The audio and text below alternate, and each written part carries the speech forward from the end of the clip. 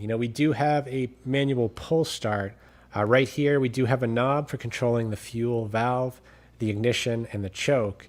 Moving around here, this is kind of where everything's happening. And I guess starting on the top, we do have a vented fuel cap. So you need to make sure that is on before you start the machine, or else the tank won't vent and the engine will starve for fuel.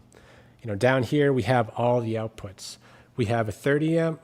We have some USB charging outputs, and we also have a 20 amp output. Now, these are all protected by these circuit breakers, and it seems obvious that they should be, but some inverters, some expensive inverters, don't have that. They actually rely on the inverter to detect a problem and shut things down. And of course, if the inverter is the problem, then, where's your backup system?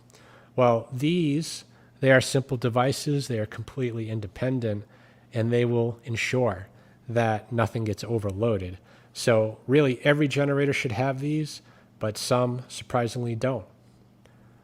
We also have a couple outputs here. These are for paralleling. So this is a tri-fuel generator. This is actually a very big selling point, but it does something special. We'll talk about that in a minute.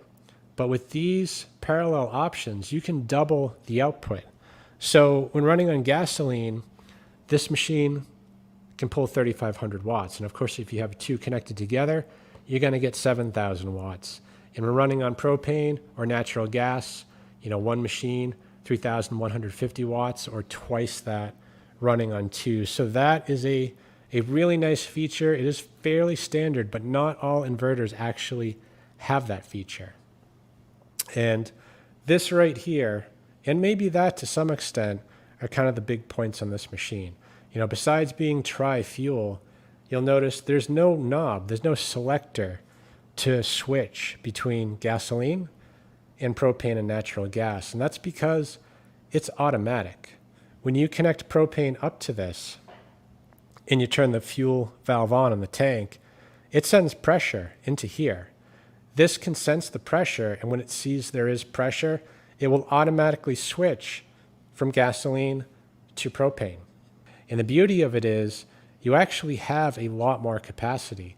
This tank is just over, I think it's 2.2 gallons, which is 8.5 liters, which in itself will run this unit for quite a while. And then when you add a tank like that, which is a 5-gallon, 20-pound tank, you're basically tripling your runtime between the two tanks.